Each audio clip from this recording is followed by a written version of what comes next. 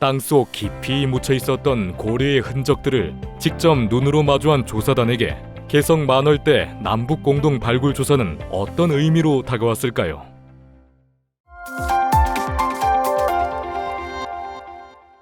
개성 만월대 남북 공동 발굴 조사를 하면서 느낀 점은 무엇인가요?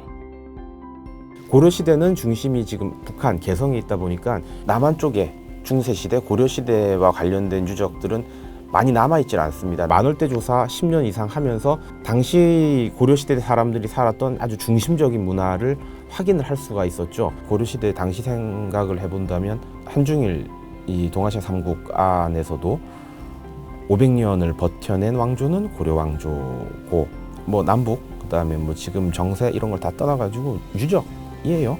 그리고 우리 민족에서는 상당히 중요한 거고 세계적으로도 가치를 인정받으니까 세계유산이 된 거죠.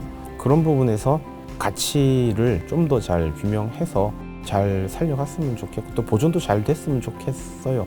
저도 유물을 공부하는 사람이다 보니까 특히 그 고려 궁궐, 그 아무나 갈 수 없고 가고 싶다고 해도 갈 수 없는 곳에서 조사를 하고 그렇게 했던 자료들이 지금 남쪽에서 활발히 연구 자료로 이렇게 쓰여지고 있는 걸 볼 때 개인적인 그 기쁨이 좀 큰 현장이라고 생각이 들고요. 청자는 지금 전라도 강진에서 많이 만들었습니다. 근데 우리가 그 강진에서 청자를 만들면 바닷길을 타고 개경으로 유입이 되는 거죠. 최대 소비지는 개경이지 않습니까? 당시에는 이게 다 한 나라였던 거죠. 사실은 강진에서 만들어서 개경으로 갔으니까요. 그래서 이번 발굴을 통해서 뭐 우리가 지금 조금 분단이 돼 있지만 그 이전에는 우리는 어쨌든 우리의 뿌리는 동일하다. 그러한 점들도 충분히 느낄 수 있는 그러한 조사였던 것 같습니다.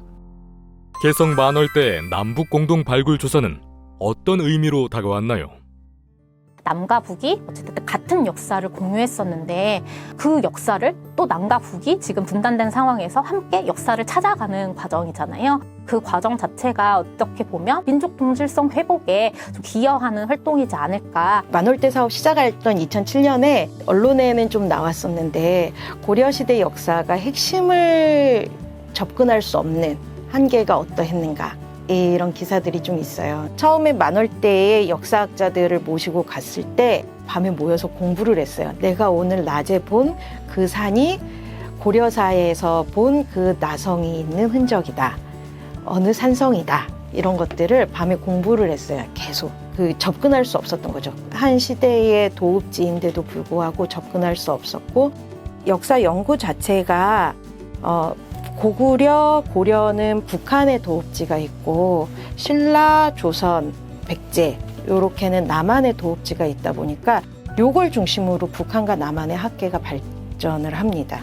약간 이렇게 조금 부족한 부분들이 되어 있는 거죠. 그래서 이게 합쳐져야 사실은 온전한 하나의 역사를 쓰게 되는 과정이라서 이 사업으로 그게 완성되는 건 아니고 그런 첫발을 디디는 일이다 라고 좀 이해를 할 수 있을 것 같아요. 개성 만월대는 아직도 발굴하지 못한 부분이 많이 남아 있습니다. 그렇기에 남북 공동 발굴 조사가 앞으로도 계속되어야 할 것입니다.